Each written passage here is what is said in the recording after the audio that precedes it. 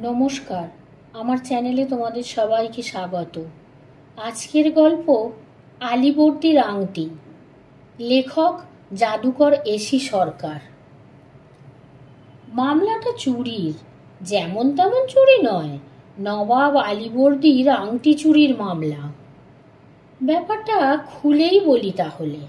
বর্গীদের তাড়া করে নবাব আলীবর্দী যখন উড়িষ্যা পর্যন্ত ধাওয়া করেন সৈন্য সামন্ত নিয়ে, তখন উড়িষ্যার বহু খণ্ডজাতির নেতা নানাভাবে সাহায্য করেন তাকে। এই নেতাদের মধ্যেই একজন আলীবর্দীর বিশেষ অনুগ্রহভাজন হয়ে ওঠেন, আর তাঁর কাছ থেকে লাভ করেন জায়গির। জায়গিরের প্রতীক হিসাবে নবাব নিজের হাতের পদ্মরাগ হীরার এক আংটি উপহার দেয় ওই নেতাকে। জায়গির পেয়ে মল্লরায় স্থাপন করেন উড়িষ্যার মল্লগড় রাজ্য। নবাবী আংটি হয়ে ওঠে তার বংশের সৌভাগ্যের প্রতীক।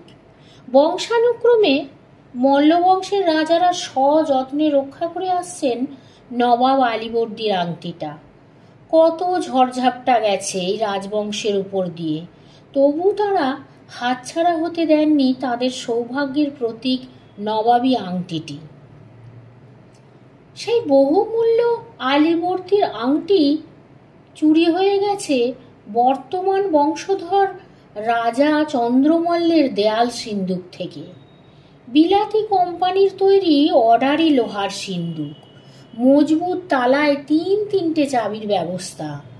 কম্বিনেশন নম্বর একমাত্র চন্দ্রমল্লই জানেন। চাবি সর্বক্ষণ থাকে চন্দ্রমল্লের কাছে। তবুও কেমন করে চুরি হলো? গাঢ় নীল রঙের চৌকো কেসটা যেমন কি তেমন পড়ে আছে, আসল জিনিসটা উধাও। চন্দ্রদেহ, শিবশঙ্কর, মোহনলাল, হুঙ্কার ছাড়েন চন্দ্রমল্ল। জোর হাতে সামনে এসে দাঁড়ায় স্টেটের ম্যানেজার থেকে শুরু করে প্রাসাদ প্রহরীদের সর্দার পর্যন্ত সবাই সকলে। দুহাত পিছনে করে অস্থিরভাবে চন্দ্রমল্ল পদচারণা করেন প্রশস্ত বারান্দায়। যেমন করে পারো ফিরিয়ে আনো আলীবর্দীর আংটি, নইলে কাউকে আস্ত রাখবো না। খোঁজ খোঁজ খোঁজ, চারিদিকে তল্লাশি চলে, কিন্তু কোথায় আংটি? রানী রূপমতী কান্নায় ভেঙে পড়েছেন। তাঁর বাবা মহেশ প্রসাদ মাথায় হাত বুলিয়ে সান্ত্বনা দেন তাকে। বেটি, যা যাবার গেছে, তা নিয়ে ভাবলে কি তার ফিরে আসবে? বছর 6 হলো বিয়ে হয়েছে রূপমতির। গয়া জেলার এক পর্তি জমিদার বংশের মেয়ে রূপমতী, মামরা মেয়ে। বাবা মহেন্দ্র প্রসাদ প্রত্যেক মাসের শেষ রবিবার কলকাতা হয়ে আসেন তাকে দেখতে। সপ্তাহখানেক থেকে আবার তিনি দেশে ফিরে যান। চন্দ্রমল্লে জমিদারির বেশিরভাগই দখল করে নিয়েছেন সরকার বাহাদুর জমিদারি দখল আইনে। কিছু খাস জমি, শালবাগান আর খাস জলকর মাত্র এখন তাঁর সম্বল। চন্দ্রমল্লের পিতৃদেব রাজা রুদ্রমল্ল বিশেষ বিচক্ষণ লোক ছিলেন। কিছু বিলাতি কোম্পানির শেয়ার তিনি কিনে রেখে গিয়েছিলেন ছেলের নামে, আর ছেলের শিক্ষার উত্তম ব্যবস্থা করেছিলেন। তাই চন্দ্রমল্লকে অন্য রাজাদের মতো তেমন দুরবস্থার মধ্যে পড়তে হয়নি। জমিদারি গেছে বটে, কিন্তু রাজপ্রাসাদের ঠাটবাট বজায় আছে আগেরই মতো। দেওয়ান, ম্যানেজার সবই আছে পূর্ববৎ। উচ্চশিক্ষিত হলেও বিশেষ ধর্মভীরু প্রকৃতির লোক চন্দ্রমল্ল। ঘড়ি ধরে ঘড়ির কাঁটায় কাঁটায় কাজ করা তাঁর স্বভাব। রোজ ভোর 5টায় ওঠেন তিনি ঘুম থেকে। স্নান সেরে ঠিক 6টায় ঢোকেন তিনি প্রাসাদের মন্দিরে।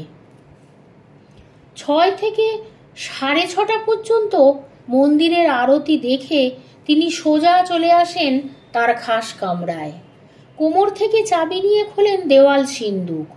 সযত্নে বের করেন গাঢ় নীল ভেলভেটে মোড়া এক চৌকো বাক্স। বাক্সটা খুলে ধরতেই তার ভেতর ঝকমকিয়ে ওঠে আলীবর্দী আংটির পদ্মরাগ হীরা।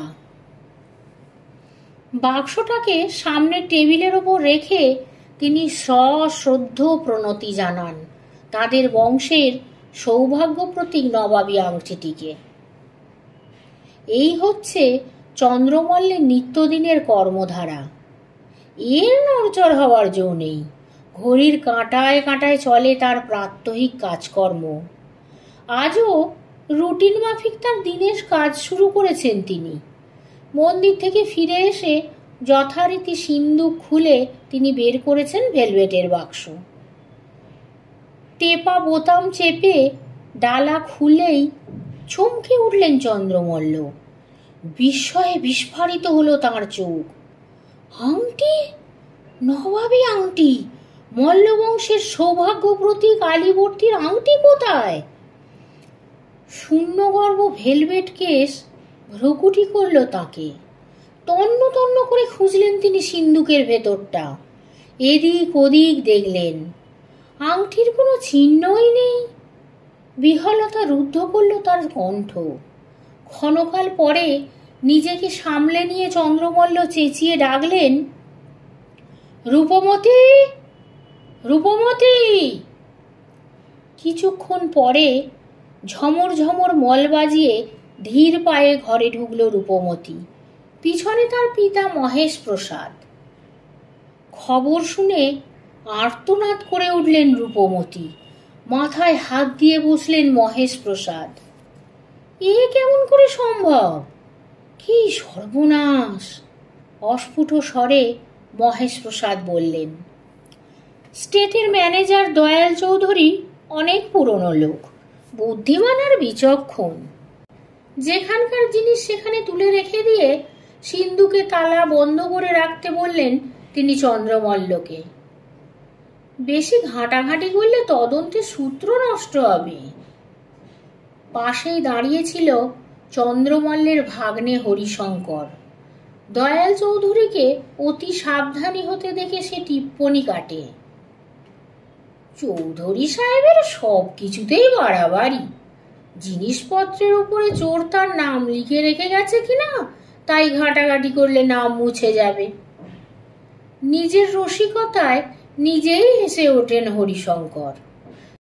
চন্দ্রমল্ল গম্ভীরভাবে তার মুখের দিকে তাকাতেই গুটি গুটি সরে পড়লেন হরিশঙ্কর। দয়াল চৌধুরীকে মোটেই সহ্য করতে পারে না হরিশঙ্কর।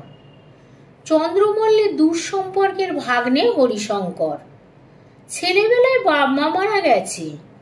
উড়িষ্যার তালচের অঞ্চলে একটা তালুক ছিল হরিশঙ্করের বাবার। জমিদারি উচ্ছেদের কবলে পড়ে তা সব গেছে। চন্দ্রমল্ল কটকের হোস্টেলে রেখে হরিশঙ্করকে লেখাপড়া শেখানোর চেষ্টা করেছিলেন, কিন্তু কোনোভাবেই স্কুলের সীমানা পেরোতে পারেননি হরিশঙ্কর। হাল ছেড়ে দিয়ে চন্দ্রমল্ল এখন হরিশঙ্করকে প্রাসাদে এনে রেখেছেন তার লাইব্রেরির বইপত্র দেখাশোনা করার ভার দিয়ে। হরিশঙ্করের কিন্তু বইপত্রের চেয়ে রাজ্যের যত বখাটে ছেলেদের প্রতি আকর্ষণ বেশি ছিল। যত বিশ্ব বখাটে ছেলেদের নিয়ে সে এক যাত্রা দল খুলেছে। এখানে সেখানে গান গেয়ে বেড়ায় হরিশঙ্কর। এখন প্রায়ই কলকাতায় যাতায়াত করছে। অনেক দিন থেকেই তার ফিল্ম স্টার হওয়ার বাসনা। এজন্য অনেক চেষ্টা তদবির করেছে সে। কিছুদিন হলো তার পরিচয় হয়েছে বিখ্যাত এক চিত্র পরিচালক সত্য সেনের সঙ্গে। সত্য সেন ভরসা দিয়েছেন হরিশঙ্করকে, তিনি ফিল্ম স্টার করে দেবেন। তবে একটা শর্ত আছে, হরিশঙ্করকে নগদ মূল্যে তার কোম্পানির কিছু শেয়ার কিনতে হবে। অন্তত পক্ষে 1020 টাকা তো চাই। এই টাকার জন্য সে ধরেছিল দয়াল চৌধুরীকে। দয়াল চৌধুরী কড়া লোক, তার কাছে কোনো প্রশ্রয় পাননি হরিশঙ্কর। আর এই কারণে হরিশঙ্করের চোখে দয়াল চৌধুরী একটি পাষণ্ড। তাহলে পুলিশে খবর দিই, কি বলেন? দয়াল চৌধুরী জিজ্ঞাসা করে। আজকাল পুলিশ বড় বড় বুলি কবচাতে ওস্তাদ, কেসের কিনারা কতদূর যে কি করতে পারবে কে জানে।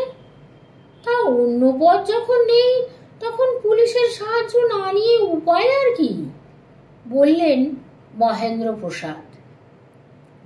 থানার বড় দারোগা মিস্টার শর্মাকে ফোন করে গোপনে ব্যাপারটা জানিয়ে দিন।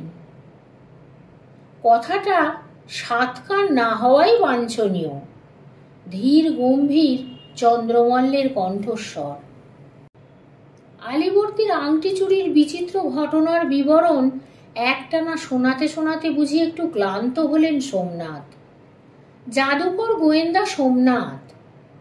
আমরা একসঙ্গে চিৎকার করে উঠলাম, থামলেন কেন? বেশ তো বলছিলেন। বেশ জমে উঠেছিল, হঠাৎ মাঝপথে রসভঙ্গ করছেন কেন? গলা শুকিয়ে উঠেছে। ভালো দেখে এক কাপ গরম গরম চা না হলে আর চলছে না। পডলা এক ছুটে গিয়ে সামনের দোকান থেকে এক কাপ চা এনে ধরে দিল সোমনাথের সামনে। চায়ে একটা মেজাজি চুমুক দিয়ে সোমনাথ ধরলেন গল্পের খেও। অন্ধ্রপ্রদেশ আর উড়িষ্যার শহরে শহরে শো করতে করতে সেবারে জুনের গোড়াতেই বর্ষার সঙ্গে মোলাকাত হলো। যখন তখন বৃষ্টি ঝরে। বর্ষার দৌরাত্মে দর্শকেরা বাড়ির বার হয় না। প্রেক্ষাগৃহে তাই জনসমাগমের ঘাটতি। তলবিতলবা গুটিয়ে দলবলকে পাঠিয়ে দিলাম কলকাতায়। সহপাঠী সম্পদ শর্মা জাঁদরেল দারোগা। বহুদিন থেকে ডাকছিল একবার তার অতিথি হওয়ার জন্য। মৌকা বুঝে গিয়ে হাজির হলাম তার ওখানে, অর্থাৎ মল্লগড়ে। মল্লগড় থানার বড়বাবু সম্পদ শর্মা। দুর্দান্ত প্রতাপ তার। তার কাছে আমার খাতির শুধু সহপাঠী বলেই নয়, ইতিপূর্বে তার দু চারটে জটিল মামলা জট ছাড়াতে তাকে সাহায্য করায় রহস্যবিদী হিসাবেও স্বীকৃতি পেয়েছিলাম তার কাছ থেকে। এ কারণে তার ওখানে আমার ডবল খাতির। একদিনেই তার আপ্যায়ন আর আদর যত্নের আতিশয্যে অস্থির হয়ে উঠলাম। দুদিন পরে একদিন সকালবেলায় শর্মার দপ্তরে বসে সংবাদপত্রে চোখ বোলাচ্ছি, এমন সময় সামনের টেবিলের উপরে টেলিফোন যন্ত্রটা ঝনঝন রবে আর্তনাদ করে উঠল। শর্মা হাত বাড়িয়ে রিসিভারটা তুলে নিল। হ্যালো, হ্যাঁ শর্মা বলছি। কি বললেন? আলীবর্দীর আংটি রহস্যজনকভাবে উধাও হয়েছে? হ্যাঁ হ্যাঁ নিশ্চয়ই, এক্ষুনি যাচ্ছি। রিসিভারটা নামিয়ে রেখে শর্মা চোখ রাখে আমার চোখে। কি হে, যাবে নাকি? মজার কেস এসেছে একটা, রাজবাড়িতে নবামী আংটি চুরির কেস।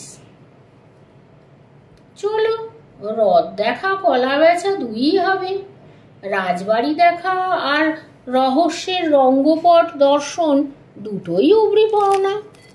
হাত পা মুড়ে ঘরের কোণে পড়ে না থেকে মুক্ত বায়ু সেবনটা তো একেবারে হাতে হাতে লাভ। জিপে যেতে যেতে শর্মা বললে, দেখো ভাই সোমনাথ, আমার তদন্ত তো হবে রুটিন তদন্ত। দু চারজনের জবানবন্দি নেওয়া আর বড় জোর সন্দেহ বসে দু একজনকে থানায় এনে চাপ দিয়ে কথা বার করার চেষ্টা করা। তুমি ভাই তোমার সূক্ষ্ম বুদ্ধি আর সূক্ষ্ম দৃষ্টি খাটিয়ে যেটুকু যা রহস্যভেদ করতে পারলে তাতে আমরা দুজনেই লাভবান হব। আমার কাছ থেকে যে সাহায্য চাইবে তাই পাবে। দেখতে দেখতে জিপ এসে থামল প্রাসাদের পটিকোতে। ম্যানেজার দয়াল চৌধুরী আমাদের পথ দেখিয়ে নিয়ে গেলেন রাজা চন্দ্রমল্লের খাস কামরায়।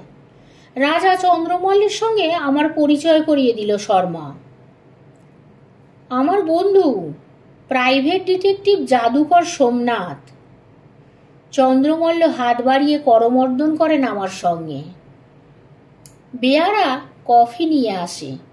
কফিতে চুমুক দিতে দিতে আমি নজর ফেরাই খাস কামরার চারদিকে। পূর্ব পশ্চিমে লম্বা ঘর, দক্ষিণ দিকে বড় বড় দরজার মতন আকারের করাত বসানো জানলা, বাইরের দিকে খড়খড়ির পাল্লা 2 পাট করে, ভেতরের দিকে ঘন নীল কাচ বসানো 3 পাটে ভাঁজ করা সারসির পাল্লা। সারসির পাল্লাগুলো সব কটারই ডবল পাট পূব দিকে। জানলা দরজায় সুন্দর কাজ করা কাঠের পেলমেট, তা থেকে ঝুলছে ভারী ব্রোকেটের পর্দা নিচ পর্যন্ত ঝোলানো। ঘরের উত্তর দিকের দেওয়ালে পূব আর পশ্চিম ধারে 2টি দরজা আর কয়েকটা জানলা। তার বাইরে উত্তর দিকের প্রশস্ত টানা বারান্দা। খাস কামরার পূর্ব দিকে বেডরুম। পূর্ব দিকের দেওয়ালের উত্তর পাশের একটা প্রশস্ত দরজার ভেতর দিয়ে সে ঘরে যাওয়ার ব্যবস্থা আছে। ঘরের পশ্চিম দিকে দেওয়ালের প্রায় সব কটা জুড়ে নিচু মঞ্চের উপর বসানো রয়েছে কয়েকটি বৃহৎ আকারের অয়েল পেন্টিং। চন্দ্রমল্লের পূর্বপুরুষদের এক একজন রাজার প্রতিকৃতি। প্রতিকৃতির পায়ের কাছে ফুলদানিতে টাটকা ফুল, ধূপদানিতে ধুমায়িত সুগন্ধি ধূপকাঠি। পূর্ব দিকের দেওয়ালের দক্ষিণ কোণ ঘেঁষে রয়েছে একটা সুন্দর শ্বেতপাথরের টেবিল, একেবারে প্রায় জানলা ঘেঁষে। তারপরে অর্থাৎ তার উত্তরে দেওয়ালে গেঁথে বসানো এক দেয়াল সিন্দুক। সিন্দুকের পরে কতগুলো বই ঠাসা কাঁচের পাল্লাওয়ালা আলমারি পরপর চলে গেছে বেডরুমের যাওয়ার দরজা পর্যন্ত। মেঝেতে পুরো কার্পেট বেছানো। ঘরের মাঝ বরাবর একটা কালো কাঁচের ছাউনিওয়ালা টেবিল ঘিরে সাজানো রয়েছে কয়েকটা সুদৃশ্য সোফা। ঘরের দক্ষিণ পশ্চিম কোণে একটা শ্বেতপাথরের টেবিল, তার উপরে রয়েছে একটি সাদা রঙের টেলিফোন যন্ত্র। উত্তর দিকে দেওয়াল ঘেঁষে একটা বিরাট রেডিওগ্রাম। কফি খাওয়া শেষ হতেই শর্মা শুরু করলো তার প্রাথমিক তদন্ত পর্ব। তারপরে আংটি খোয়া যাওয়ার ব্যাপারে যে যে কথা শুনতে পেলাম তা তো আগেই বলেছি তোমাদের কাছে। চন্দ্রমল্ল সিন্দুক খুলে দেখালেন আমাদের। আঙুলের ছাপ তোলার পাউডার ছিটিয়ে আমি বিশেষ ধরনের ক্যামেরা দিয়ে আলমারির গা আর হ্যান্ডেল থেকে আঙুলের ছাপের ফটো তুলে নিলাম শর্মার সহায়তায়।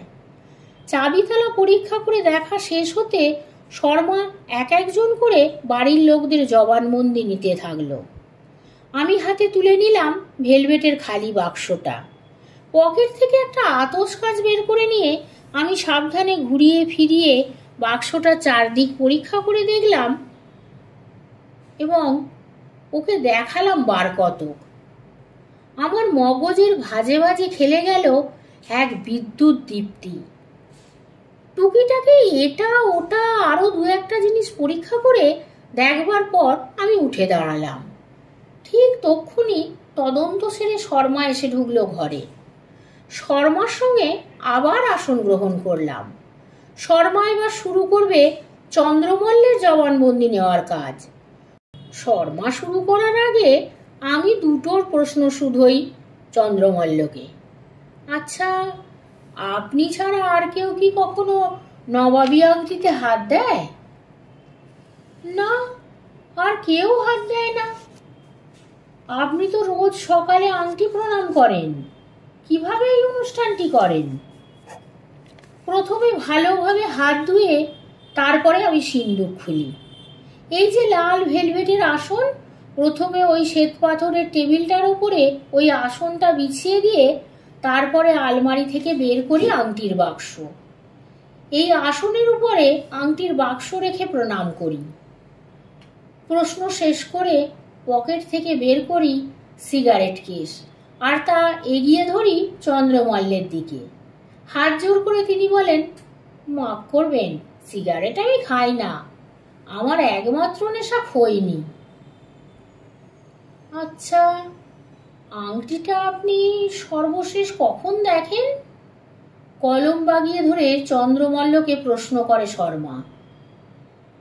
কাল সকালে 6:45 নাগাদ যখন আংটি অর্চনার প্রথম পর্ব শেষ করি, ঠিক তখনই। প্রথম পর্ব? এর আবার দ্বিতীয় পর্বও আছে নাকি? আমি প্রশ্ন করলাম। হ্যাঁ, এই দ্বিতীয় পর্বটাই তো বেশি সময় নেয়। 10 মিনিটের কমে শেষ করা যায় না। প্রথম পর্বে যে মন্ত্র বলতে হয় তাতে মিনিট 5 সময় লাগে। এ সময়ে আংটির বাক্স খুলে রাখাই নীতি। দ্বিতীয় পর্ব চলাকালে আংটির বাক্স বন্ধ থাকে। পরলোকগত পূর্বপুরুষদের এক একজনের নাম করে তাদের এক একজনের প্রতিনিধি হিসাবে অর্চনা করতে হয় বাক্সবন্দি আংটিটিকে। কালকেও নিশ্চয়ই আপনাদের প্রথা অনুযায়ী আংটি অর্চনার কাজ শেষ করেছিলেন দাদা বাহাদুর? শর্মা প্রশ্ন করে। না, কালকে একটু বিঘ্ন ঘটেছিল। প্রথম পর্ব প্রায় শেষ করে এসেছি এমন সময় পাশের ঘরে অর্থাৎ আমার শোয়ার ঘরে ফোন বেজে ওঠে। এ সময়টাতে আমি কাউকে আমার আশেপাশে থাকতে দিই না, ঘরের সব দোর বন্ধ করে রাখি। কাজেই নিজেকেই গিয়ে ফোন ধরতে হলো। প্রথম পর্ব শেষ করে আংটির বাক্সটা বন্ধ করে টেবিলের উপরে রেখে পাশের ঘরে যেতে হবে। বিশেষ জরুরি ব্যাপার না হলে এ সময় ঘরে টেলিফোনের কানেকশন দেওয়া বারণ। ফোন যখন এসেছে তখন নিশ্চয়ই খুব জরুরি ব্যাপার কিছু, তাই বাধ্য হলাম ফোন ধরতে। ফোন ধরে কি শুনলেন? নিশ্চয়ই কোনো গুরুতর ব্যাপার কিছু একটা ঘটেছিল। মিস্টার শর্মা, গুরুতর ব্যাপার না হলেও ব্যাপারটা জরুরি তো বটেই, বললেন চন্দ্রমল্ল। তারপরে ধরা গলায় বললে চললেন চন্দ্রমল্ল, জানেন তো মিস্টার শর্মা, আমি নিঃসন্তান। বছর 6 হলো বিয়ে হয়েছে, কিন্তু আজ পর্যন্ত সন্তানের মুখ দেখতে পেলাম না। আমার মতো হতভাগ্য কজন আছে বলতে পারেন? কত যাগ যজ্ঞ পুজো মানত করলাম, কত ধর্ণা দিলাম মাঠে মন্দিরে, কোনো ফল হলো না। এভাবে চললে বংশে বাতি দেওয়ার কেউ থাকবে না আমার। সংকুচিত হয়ে আসে চন্দ্রমল্লের কণ্ঠস্বর। তিনি থেমে পড়েন। অল্পক্ষণ পরে ঘোর কাটে চন্দ্রমল্লের। তিনি আবার শুরু করেন। এবার বুঝি ভগবান মুখ তুলে চাইবেন। কাল সকালে প্রাসাদের ফটকে আবির্ভূত হয়েছিলেন এক দিব্যকান্তি সৌম্যদর্শন নাগা সন্ন্যাসী। তিনি যোগ বলে আমার অশান্তির কথা জানতে পেরে সুদূর মণিপুর থেকে এসেছিলেন আমাকে একটি কবচ দেওয়ার জন্য। এ কবচের প্রভাবে নাকি আমি পুত্রের জনক হতে পারবো। গেটের দরোয়ানরা তাকে ফটকে আটক করে। সন্ন্যাসী মহারাজ তখন হল্লা শুরু করে দেন। সেই 7 সকালেই তিনি আমার সঙ্গে দেখা করে আমার হাতে ওই বিশেষ কবচটি তুলে দিয়ে আমাকে আশীর্বাদ করতে চান। হেড দারোয়ান সন্ন্যাসীকে কিছুক্ষণ অপেক্ষা করতে অনুরোধ করেন। সন্ন্যাসী আকাশের দিকে তাকিয়ে বলেন যে আর অল্পক্ষণই শুভ মুহূর্ত আছে, এক্ষুনি মহারাজার সঙ্গে একটু কথা বলা দরকার। আমার কানে একটি বিশেষ মন্ত্র উচ্চারণ করা কয়েক মুহূর্তের মধ্যেই প্রয়োজন, তা না হলে কবচে কোনো সুফল পাওয়া যাবে না। অনেক ভেবেচিন্তে হেড দারোয়ান সন্ন্যাসীর পরামর্শে এক বুদ্ধি খাটায়। টেলিফোনের মাধ্যমে আমার কানে পৌঁছয় সন্ন্যাসী মহারাজের ফ্যাসফ্যাসে কণ্ঠস্বরের অস্ফুট মন্ত্রোচ্চারণ।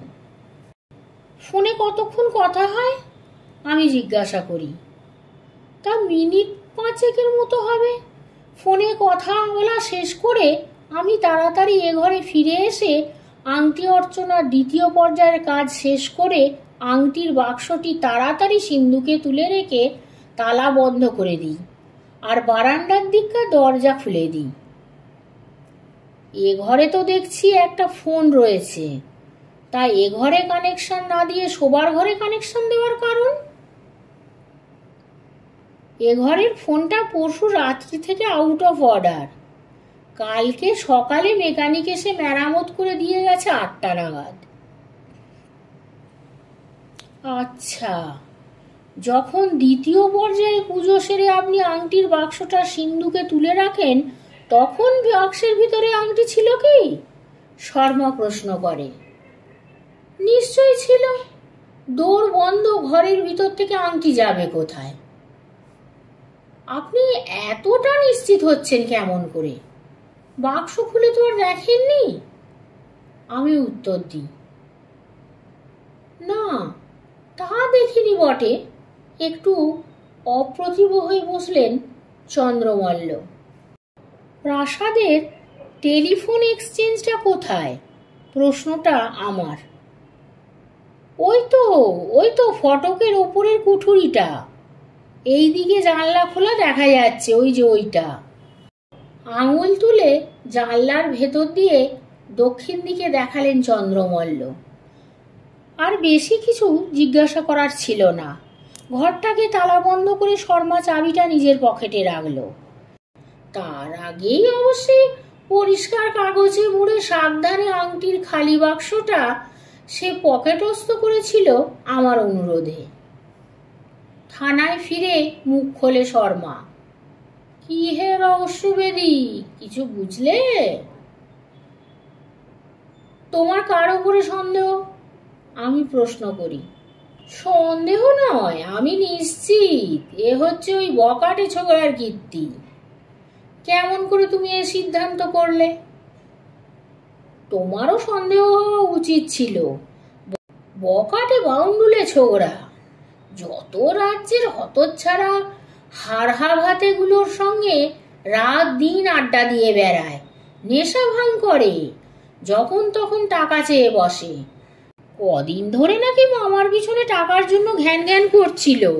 কোনো এক ফিল্মি কোম্পানির শেয়ার কিনে ফিল্ম স্টার হবে। মামা এক পয়সাও দেয়নি। ওই নিশ্চয়ই সুযোগ বুঝে আংটিটা সরিয়েছে। ধরে এনে দু চার ঘা শ্যামচাঁদ কষালেই ওর সব কথা স্বীকার করার আর পথ পাবে না। শ্যামচাঁদ চেনো তো? শঙ্কর মাছের চাবু। এত সব ঝামেলার দরকার নেই। তুমি বরং সবার উপরে নজর রাখার জন্য কয়েকজন সিপাই মোতায়েন করো, যাতে কেউ প্রাসাদ ছেড়ে বাইরে না যেতে পারে।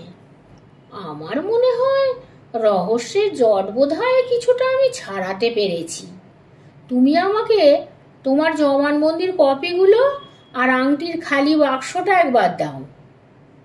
আমি বললাম। সারা দুপুর ঘরের দরজা বন্ধ করে ডুবে থাকলাম জবানবন্দির পাতার মধ্যে। আংটির বাক্সটা নিয়েও নাড়াচাড়া করলাম। বিকালের দিকে শর্মাকে আবার পাঠালাম প্রাসাদে একটি বিশেষ গুরুত্বপূর্ণ তথ্য সংগ্রহের জন্য। শর্মা সফলতার সঙ্গে নিয়ে এলো প্রয়োজনীয় তথ্য। 2 আর 2 যোগ করে 4 হতে যাচ্ছে দেখে শর্মার চোখ মুখ ঝকমক করে উঠতে থাকলো খুশির আবেশে। আমার কথায় টেলিফোনে কলকাতা পুলিশের সঙ্গে যোগাযোগ করলো শর্মা কতগুলো জরুরি খবর চেয়ে সন্ধেবেলায়। শেষ রাতের কাছাকাছি এসে পৌঁছলো আমাদের কিছু তথ্য। আমার হাত ধরে জোর ঝাঁকুনি দিয়ে শর্মা বললে, ধন্য বন্ধু সোমনাথ, ধন্য তোমার সূক্ষ্ম বুদ্ধি আর সূক্ষ্ম দৃষ্টি। কয়েক ঘন্টার মধ্যেই এত সহজে তুমি এত বড় একটা জটিল কেসের সমাধান করে ফেললে। নিশ্চয়ই তোমার জাদু তোমাকে সাহায্য করেছে। না ভাই, জাদু এখনো সাহায্য করেনি, তবে এইবার করবে। আসামির মুখ থেকে স্বীকারোক্তি আদায় করতে হলে এবার জাদুর সাহায্য নিতেই হবে। ভোর হতেই তুমি প্রাসাদে চলে যাও, গিয়ে সবাইকে বলো যে আমি জাদুর সাহায্যে অপরাধী ধরার চেষ্টা করব। প্রাসাদে সবাইকে নিয়ে তুমি একটা লম্বা বড় হলঘরে সবাইকে একত্র করে ফেলবে। রাজা রানী রাজশ্বশুর কাউকে বাদ দেবে না। আমি 8টার মধ্যে গিয়ে হাজির হয়ে আমার জাদুর খেলা দেখাবো। ভালো কথা, আসামিকে অভ্যর্থনা করার উপযুক্ত ব্যবস্থা রাখতে ভুলো না যেন, বুঝলে তো? যথাসময়ে গিয়ে হাজির হলাম প্রাসাদে। একজন কনস্টেবল আমার পিছনে পিছনে গিয়ে হাজির হলো একটা বড় কাঁচের জগ ভর্তি পরিষ্কার টলটলে পবিত্র জল নিয়ে। প্রাসাদের এক হলকোঠায় উপস্থিত হয়েছেন সবাই। তাদের উদ্দেশ্যে আমি বললাম, হয়তো জানেন আমি একজন জাদুকর। জাদু বলে জাদুকরেরা অনেক অসাধ্য সাধন করে। চোখের নিমেষে অনেক অদ্ভুত ব্যাপার, অসম্ভব ব্যাপার ঘটায় জাদুকরেরা। আলীবর্দীর আংটি হারানোর ব্যাপারটা সত্যিই অদ্ভুত। যেমন করেই হোক কেউ আংটিটা সরিয়েছে। দারোগা সাহেবের বিশ্বাস যে যিনি আংটিটা সরিয়েছেন তিনি প্রাসাদের ভেতরেরই কোনো লোক, কারণ বাইরের কোনো লোকের পক্ষে এমনিভাবে আংটিটা সরিয়ে ফেলা নিতান্তই অসম্ভব। যিনি আংটিটা সরিয়েছেন তিনি এই ঘরের মধ্যেই আছেন। দারোগা সাহেবের অনুরোধে আমি আমার জাদু খাটিয়ে সঠিক অপরাধীকে খুঁজে বের করব। আমার কথা শেষ হতে না হতেই ঘরের কোণ থেকে কে যেন চিৎকার করে উঠল, যত সব বুজরুকি, ওসব এখানে চলবে না। কণ্ঠস্বর শুনে সঠিক চিনতে না পারলেও বক্তার চোখে চোখ পড়তেই চিনতে পারলাম তাকে সঙ্গে সঙ্গে। এই যে হরিশঙ্কর। চুপ হরি, ভদ্রভাবে বসে থাকো, ধমকে উঠলেন চন্দ্রমল্ল। অসন্তোষে গজরাতে গজরাতে ধপ করে বসে পড়ে হরিশঙ্কর। সিপাহীর হাত থেকে পবিত্র জলের জগ নিয়ে আমি এগিয়ে যাই। আপনারা দয়া করে সারি বেঁধে দাঁড়ান। আমি আপনাদের বাঁ হাতের অঞ্জলিতে এই কাঁচের জগ থেকে অল্প অল্প পবিত্র জল ঢেলে দেব। যিনি নির্দোষ তার অঞ্জলিতে এই জল যেমনটি তেমন থাকবে, আর যে অপরাধী তার হাতের অঞ্জলিতে পড়া মাত্র এই জল রং পাল্টে হয়ে যাবে টকটকে লাল। এই কথাগুলো আমি বললাম। আমার কথা মতন সবাই বাঁ হাত পেতে সারি দেওয়ে দাঁড়ালো। শর্মা ঠিক করেছিল কেমন ভাবে সারি দিতে হবে। আমি এক একজনের অঞ্জলিতে পবিত্র জল ঢেলে দিতে লাগলাম। শর্মা দুজন সেপাই নিয়ে আমার পিছু পিছু এসে পরীক্ষা করে দেখতে থাকলো এক একজনের অঞ্জলির জল। না, কারোর হাতে জলই এখনো অবধি রং পাল্টায়নি। 6 জনের হাতে জল ঢালা হয়েছে। এইবার সপ্তম ব্যক্তির পালা। সপ্তম ব্যক্তির হাতে জল ঢালতেই সে এক অদ্ভুত ব্যাপার ঘটল। বিস্ময়ে সবাই হুমড়ি খেয়ে পড়ল সপ্তম ব্যক্তির হাতের উপর। হাতের মালিক উভয়ন্তর না দেখে পিঠ টান দেওয়ার চেষ্টা করলেন, কিন্তু সদা সতর্ক শর্মার চোখকে ফাঁকি দেওয়ার আগেই 4 জন সেপাই সহ শর্মা অপরাধীকে ঘিরে ধরল। সপ্তম ব্যক্তিটি কে? বলুন না কে? সবাই সমস্বরে চিৎকার করে উঠে সোমনাথের কান ঝালাপালা করে তুললাম। পকেট থেকে একটা সিগারেট বের করে 2 ঠোঁটে চেপে ধরে তার ডগায় একটা জ্বলন্ত দেশলাই কাঠি ঠেকিয়ে সোমনাথ একটা লম্বা টান দিয়ে ওপরের দিকে ধোঁয়ার রিং ছাড়তে লাগলেন নির্বিকার ভাবে। আমাদের এত চেঁচামেচি তার কানেই পৌঁছল না। এমনি ধারা গোটা 25 ধোঁয়ার রিং ছাড়ার পর সোমনাথ আমাদের দিকে মুখ ফেরান। সপ্তম ব্যক্তিটি কে বুঝতে পারলে না? আন্দাজ করতেও পারলে না? না না, আপনি বলুন কে চুরি করেছিল আলীবর্দীর আংটি? সমস্বরে চিৎকার করে উঠলাম আংটা। না না, আপনি বলুন কে চুরি করেছিল আলীবর্দীর আংটি? সমস্বরে চিৎকার করে উঠলাম আমরা। চোখে মুখে এক রহস্যময় হাসির ঝিলিক তুলে সোমনাথ রহস্যময় কণ্ঠে বললেন, খৈনি। কাহিনীর বিবরণে সোমনাথ কোথাও খৈনি নামক কোনো ব্যক্তির নাম উচ্চারণ করেনি, তাই আমরা সবাই হকচকিয়ে গেলাম তার কথায়। ক্যাবলা তো সরাসরি জিজ্ঞাসাই করে বসলো, খৈনি নামক লোকটা কে? হো হো করে ঘর ফাটা হাসি হেসে সোমনাথ বললে, না না, খৈনি চোর নয়, চোর খৈনিখোর। রহস্যটা তরলতর হয়। খৈনির নেশাই হয়েছিল চোরের কাল। প্রথম দর্শনেই ভেলভেটের বাক্সের তলায় লেগে থাকা সাদা চুনের গুঁড়ো আর খৈনির চূর্ণ আবিষ্কার করি আমি, আর তা থেকেই সিদ্ধান্ত করি যে আংটি চোর খৈনিখোর। খৈনিখোর চোরটি কিন্তু আবার যেমন তেমন ব্যক্তি নন, প্রাসাদের একজন মহামান্য ব্যক্তি। আমাদের বিহলতা ভেঙে সোমনাথ শুরু করল, মহামান্য ব্যক্তি, তাই তাকে সরাসরি অভিযুক্ত করতে না গিয়ে আমি নিলাম ম্যাজিকের আশ্রয়। ফেনফথেলিন হচ্ছে সাদা মতন এক ধরনের রাসায়নিক মশলা, অ্যালোপ্যাথি ডাক্তারখানায় পাওয়া যায়। জোলাপের ওষুধ হিসাবে এর ব্যবহার। এই মশলার একটা বিশেষ গুণ আছে, ফেনফথেলিন মেশানো জল দেখে মনে হয় বর্ণবিহীন টলটলে নির্মল, কিন্তু এর সঙ্গে কোনো ক্ষার জিনিস মিশিয়ে দিলেই এক মজার ব্যাপার ঘটে। ক্ষার মেশালেই সাদামাটা জল রং পাল্টে হয়ে যায় টকটকে লাল।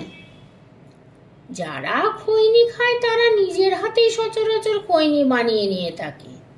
বাঁ হাতের তেলোতে বেশ খানিকটা চুন মাখিয়ে তার উপরে তামাক পাতা পিষে তারা টাটকা খৈনি বানিয়ে খান। শর্মা সেদিন যথাসময়ে প্রাসাদে পৌঁছে আসামির সঙ্গে ঘনিষ্ঠ হয়ে তাকে দিয়ে মেজাজের কথায় খৈনি টিপিয়ে নেন, আর এর ফলে আসামির বাঁ হাতের তেলোতে বেশ কিছু পরিমাণ চুন লেগে থাকে। চুন হচ্ছে ক্ষার পদার্থ, যার ফলে চুনের সংস্পর্শে এসে ফেনফথেলিন গোলা জলটা লালচে হয়ে যায়। তার ফলেই সবার সামনে আসামির খোলস খুলে যায়। ধরা পড়ে যাওয়ার পর আপনা থেকেই আসামি তার অপরাধের কথা স্বীকার করে। আমাদের মন কৌতূহলের বাষ্পে ফুলে ফেঁপে ঢাক। এই বুঝি ফেটে চৌচির হয়ে যায়। অন্য উপায় না দেখে আমরা সবাই সোমনাথকে চারিদিক থেকে ঘিরে ধরে বললাম, আর নয়, ঢের হয়েছে, আর সাসপেন্স বাড়িয়ে কাজ নেই। এবার দয়া করে প্রকৃত আসামির নামটা প্রকাশ করে ফেলুন তো। মহেশ প্রসাদ অর্থাৎ চন্দ্রমল্লের শ্বশুর মশাই হচ্ছেন সেই মহামান্য আসামি। মহেশ প্রসাদের সবই ছিল। বিরাট জমিদারি উচ্ছেদ আইনে তিনি হারান তার জমিদারি। বদখেয়াল আর নেশার পিছনে তিনি উড়িয়ে দেন তার টাকা। প্রতি মাসের শেষ শনিবারে গয়ায় গিয়ে তিনি আসতেন কলকাতায় রেস খেলতে।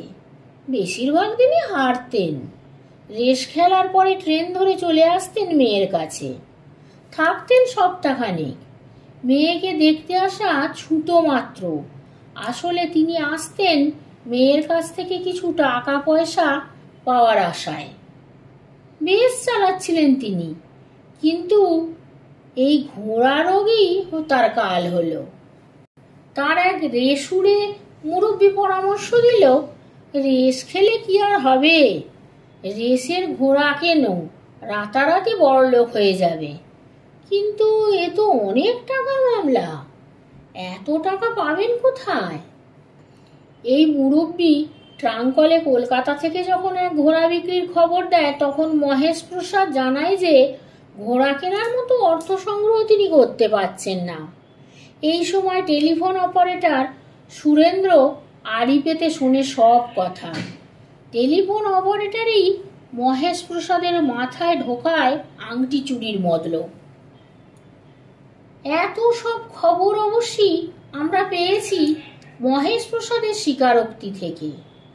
মহেশ প্রসাদের খবর আগে ভাগে আমরা পেয়েছিলাম কলকাতা পুলিশ মারফত।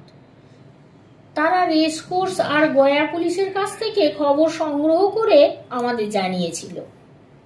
মহেশ প্রসাদ সিলভার ব্রুক নামে একটা রেসের ঘোড়া কেনার তোড়জোড় করছিলেন মোটা টাকায় রেসের ঘোড়ার ব্যবসাদার কলকাতার সিমসন অ্যান্ড হ্যারিস কোম্পানির কাছ থেকে। রেসের ঘোড়ার বিখ্যাত দালাল সুখচাঁদ টিবরেওয়ালার কাছ থেকে কলকাতার পুলিশ সংগ্রহ করেছিল এই গূঢ় সংবাদ। আমাদের কাছ থেকে টেলিফোন পেয়ে সঙ্গে সঙ্গে কলকাতা পুলিশ যোগাযোগ করে গয়া পুলিশের সঙ্গে, আর গয়া পুলিশের কাছ থেকে মহেশ প্রসাদের হাঁড়ির খবর সম্বন্ধেও আকিবহাল হয়। মহেশ প্রসাদের গতিবিধি, হালচাল, আর্থিক অবস্থা, স্বভাব চরিত্র ইত্যাদির বিষয়ে বিস্তারিত তথ্য খুব সহজেই এসে পড়ে কলকাতা পুলিশের হাতে। তার রেসের মাঠে যাতায়াতের খবরটাও কলকাতা পুলিশ জানতে পারে গয়া পুলিশের কাছ থেকে। আচ্ছা, কেমন করে মহেশ প্রসাদ অসাধ্য করলেন? ডুপ্লিকেট চাবি বানিয়ে? চাপা গলায় জিজ্ঞাসা করি আমি। না না, এত ঝামেলার মধ্যে যাওয়ার লোক মহেশ প্রসাদ নয়। চোরে চোরে মাস্তুতো ভাই এই একটা প্রবাদ আছে, এক্ষেত্রে কিন্তু কথাটা সত্যি হয়ে গেছে। মহেশ প্রসাদ তার মাস্তুতো ভাই রাজেন্দ্রনাথের সঙ্গে যুক্তি করে একটা অদ্ভুত পরিকল্পনা তৈরি করেন। আর সুরেন্দ্র সাহু, টেলিফোন অপারেটর সুরেন্দ্র সাহু আসলে হচ্ছে মহেশ প্রসাদের দুঃসম্পর্কের মাস্তুতো ভাই রাজেন্দ্রনাথ। রাজেন্দ্রনাথ বেশি লেখাপড়া শেখেননি, কিছু তালুক টালুক ছিল বিহার উড়িষ্যার বর্ডারে, তাতেই কোনো রকমে চলতো। জমিদারি উচ্ছেদের কবলে পড়ে হলো সে সর্বশান্ত, শখ করে টেলিফোনের কাজ শিখেছিল। মহেশ প্রসাদই জামাইকে ধরে করে এই চাকরির ব্যবস্থা করে দেন। নিজেদের আত্মীয় একথা জানলে পাছে চন্দ্রমল্ল চাকরি দিতে অরাজি হন, তাই ভেবে রাজেন্দ্রনাথ বুদ্ধিমানের মতো মহেশ প্রসাদের পরামর্শে সুরেন্দ্র সাহু বনে যায়।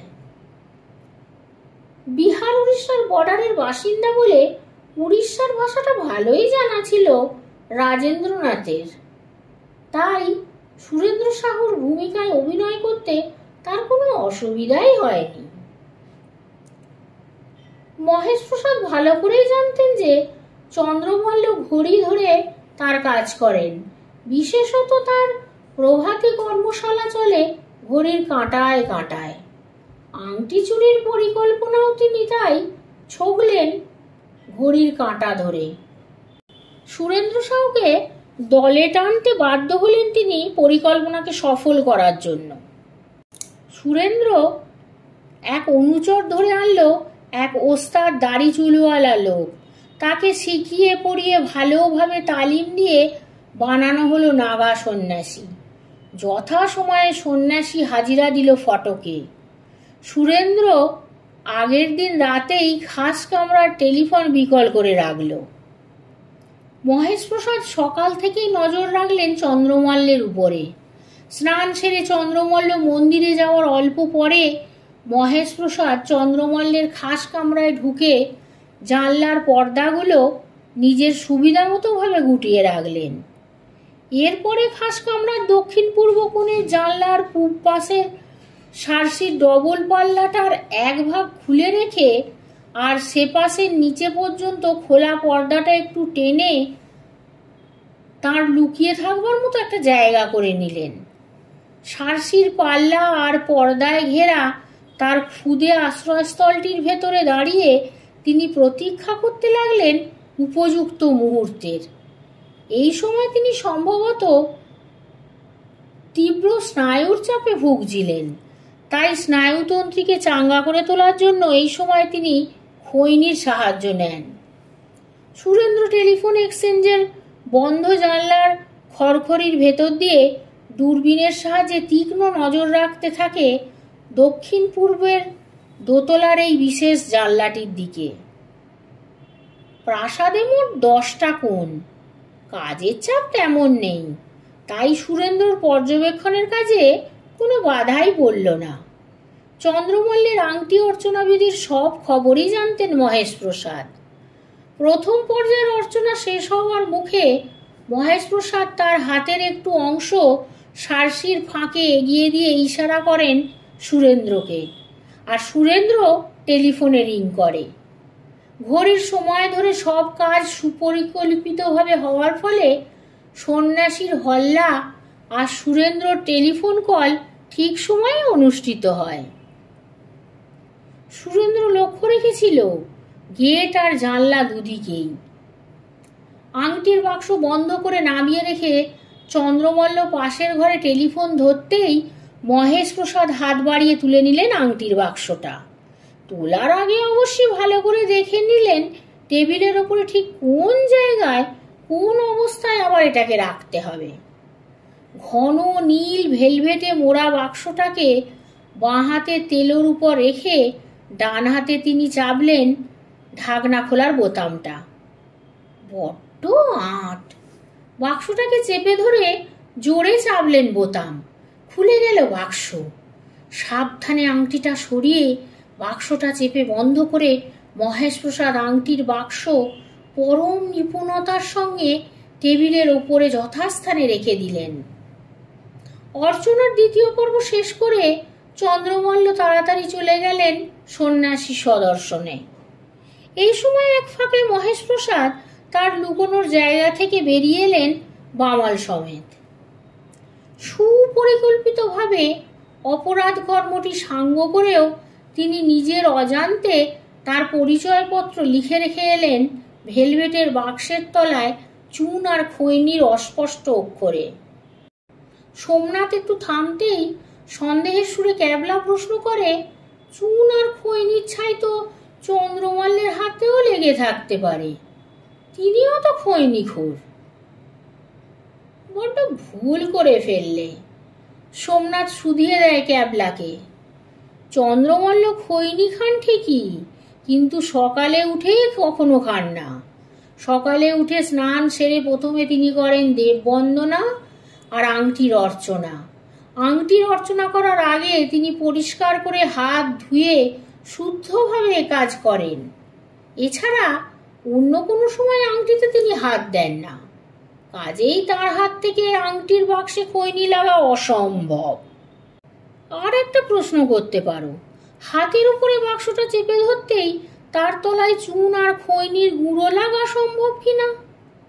ভেলভেটের গায়ে রোঁয়া থাকায় সহজেই এর গায়ে চুন আর খৈনির গুঁড়ো লেগে গিয়েছিল।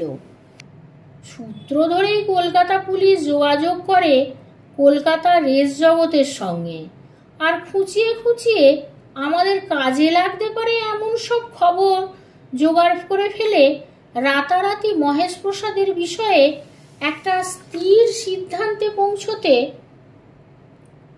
পেরেছিলেন। এই সব খবর আমাদের যে কাজে খুব একটা এসেছিল তা কি আর নতুন করে বলার কোনো দরকার আছে? স্যার, একটা রিকোয়েস্ট, দয়া করে যে জাদুর প্যাচে আসামির হাতে জলের রং পাল্টেছিলেন সেটা যদি একটু খুলে বলেন। পডলা বলে।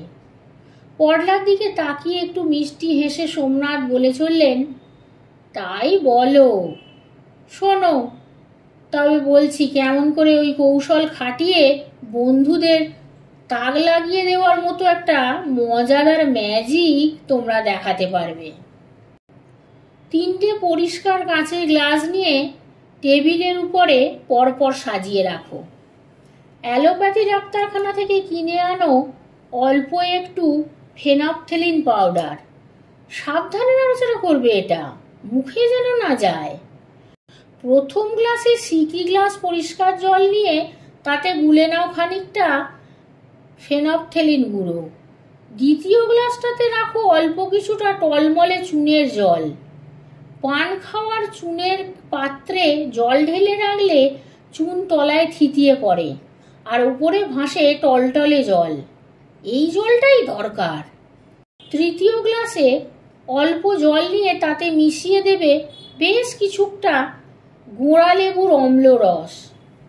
এবার প্রথম গ্লাসের পরিষ্কার জল দ্বিতীয় গ্লাসের পরিষ্কার জলের সঙ্গে মিলিয়ে দিতেই দুই জল একাকার হয়ে যাবে, আর তা পরিবর্তিত হবে টকটকে লাল রঙের জলে। এরপরেই দ্বিতীয় গ্লাসের জল তৃতীয় গ্লাসে ঢেলে দিতেই লাল রং ফুসমন্তরে অদৃশ্য হয়ে যাবে, পড়ে থাকবে সাদামাটা জল। কেমন মজা বলো তো।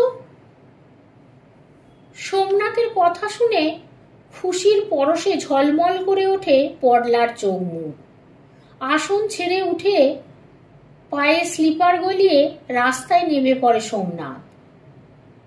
ড্রাইভার খুলে ধরে তার গাড়ির দরজা। এক রাশ ধোঁয়া ছেড়ে গলির বাঁকে অদৃশ্য হয়ে যায় সোমনাথের স্টুডিবেকার গাড়িখানা। আজকের গল্পটি এখানেই শেষ হলো। ধন্যবাদ।